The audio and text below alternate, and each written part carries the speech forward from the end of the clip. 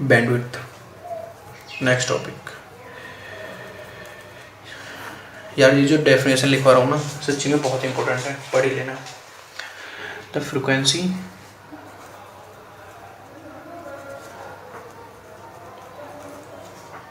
Range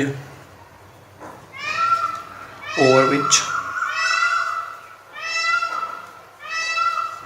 a device operates। ठीक है, मतलब जैसे कि कोई डिवाइस है, अब FM कोई मान लो, ठीक है, और ये तुमने सुना होगा FM कभी, तो इसमें एक चीज़ बोलते हैं 93.5 रेड FM, ठीक है, और ये होती है फ्रिक्वेंसी मेगा हर्ट्स की। तो इसका मीनिंग क्या हुआ? बैंडविड्थ जो होती है यार, वो ये होता है कि कोई FM डिवाइस है, ठीक है, ये जो डिवाइस है ये इतनी फ्रिक्वेंसी से तो नीचे पे नहीं चलेगा, मतलब इतनी फ्रिक्वेंसी तो इसको मिनिमम चाहिए, और इस फ्रिक्वेंसी से ज़्यादा वैल्यू भी इसको नहीं चाहिए। तो ये जो फ्रिक्वेंसी रेंज है, फ्रिक्वेंसी डिफरेंस, मतलब समझ रहे हो ना, इस वर्ड को पकड़ो, देखो फ्रिक्वेंसी डिफरेंस मतलब इस वैल्यू से तो नीचे नहीं चलेगा ये डिवाइस, और इस वैल्यू से ये ऊपर नहीं चलेगा। तो इसी चीज़ को हम कह रहे हैं फ्रिक्वेंसी डिफरेंस को ही मतलब बैंडविड्थ। मतलब जैसे कि अब हम सुनते हैं FM, तो यार इसका होता है कि ये 88 मेगा हर्ट्स से तो नीचे नहीं जाएगा, ठीक है, और 108 मेगा हर्ट्स से ऊपर नहीं जाएगा, ठीक है। तो इसका बैंडविड्थ कितना हुआ? 108 माइनस 88, तो 0 2, तो MHz, ये हुआ इसका बैंडविड्थ। मतलब इतने से तो नीचे नहीं जाएगा और इतने से ऊपर नहीं जाएगा FM की फ्रिक्वेंसी। तो जो भी डिफरेंस है इनों का बीच का, यही है बैंडविड्थ, ठीक है। अब आता है मॉड्यूलेशन इंडेक्स। पहले यार मॉड्यूलेशन ही पढ़ते हैं, चलो ठीक है, कूल माइंडेड रहो यार।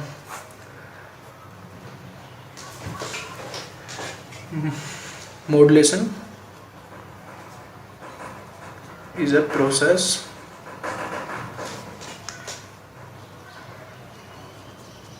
in which a low frequency signal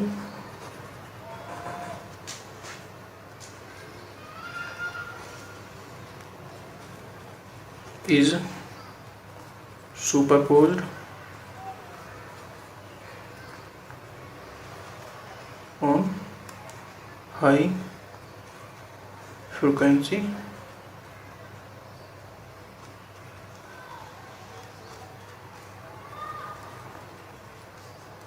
known as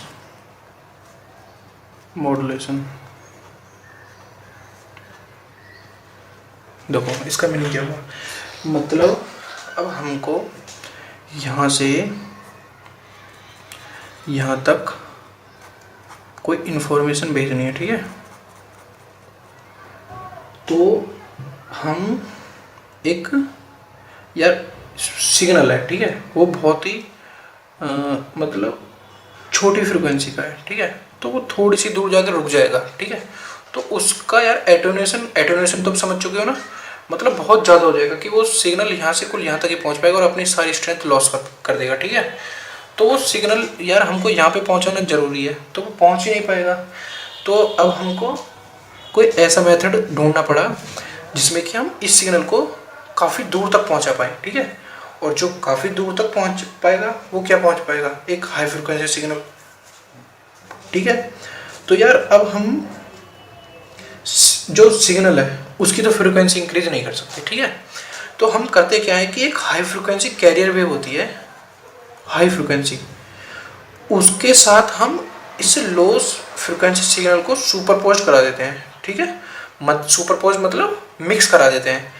तो इसमें जैसे ही मिक्स होगा वो सिग्नल यहाँ पे, तो मिक्स कराने के बाद हाई फ्रिक्वेंसी कैरियर वेव जो है उसके अंदर इतनी स्ट्रेंथ है कि वो यहाँ से यहाँ तक पहुँच सकता है easily without any loss of strength, ठीक है।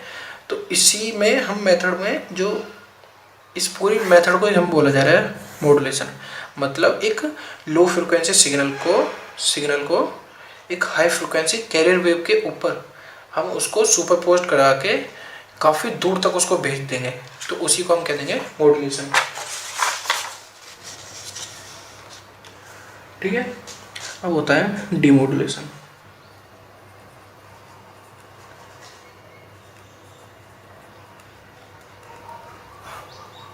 देखो, it is the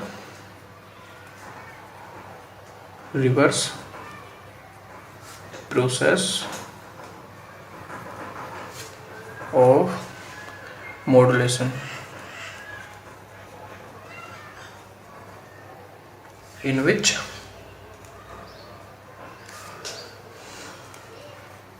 a low frequency signal is extracted from a high frequency carrier wave, ठीक है। इसका मीनिंग ये हुआ कि जैसे अब हमने ट्रांसमीटर से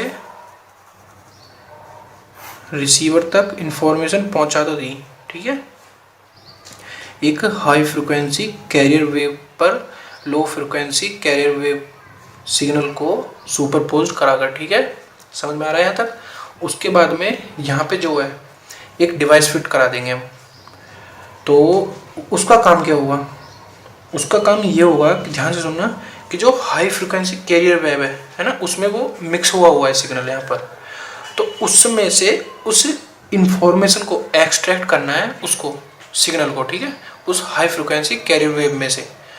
तो इसी प्रोसेस को कह देंगे डीमॉड्यूलेशन, ठीक है। समझ में आ गया यार, बिल्कुल आसान है।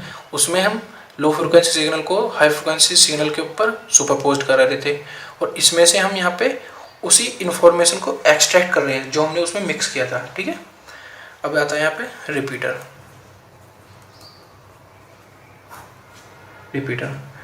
It is the combination of receiver and transmitter, ठीक है। It picks up a signal and amplifies and retransmit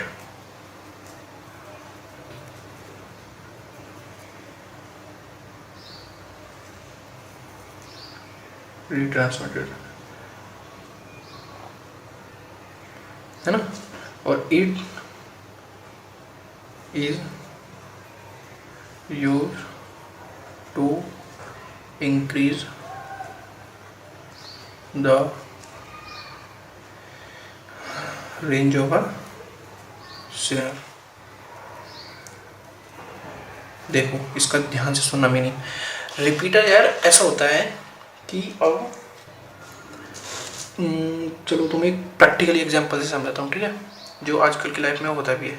जैसे यार कोई पहाड़ी इलाका है, ठीक है, तो यार कोई यहाँ पर है, हमको इन्फॉर्मेशन, हमारे पास इन्फॉर्मेशन इस प्लेस पर है ना, और हमको इन्फॉर्मेशन चाहिए इस प्लेस पर, ठीक है। तो यार देखो, कोई भी वेव ऐसी तो है नहीं जो किसी कर्व पाथ पर ट्रेवल करे, ठीक है। वेव या तो बिल्कुल ही सीधी चलती है आजकल की जो वेव है, ठीक है, ऐसे चलेगी, ऐसे चलेगी, ऐसे चलेगी। और देखो यहाँ पे आ गया पहाड़, तो ये तो इसको वेव को वहीं के वहीं पर उसकी स्ट्रेंथ लॉस कर देगा, या वेव वहीं पर रुक जाएगी, ठीक है, समझ गए।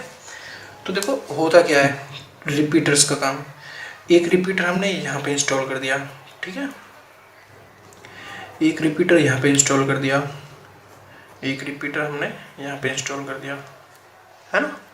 तो देखो यहाँ से स्ट्रेट लाइन में ट्रैवल करी हुई है, यहाँ से स्ट्रेट लाइन में, यहाँ से स्ट्रेट लाइन में, यहाँ से स्ट्रेट लाइन में। तो देखो हमने क्या करा, हमने इसकी रेंज को बढ़ा दिया, ठीक है।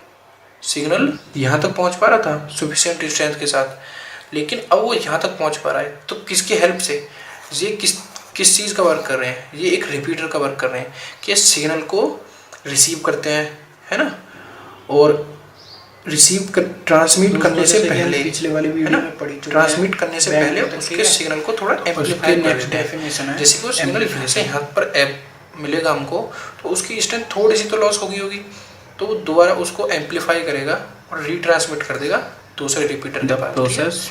तो ये हुआ है रिपीटर का वर्क।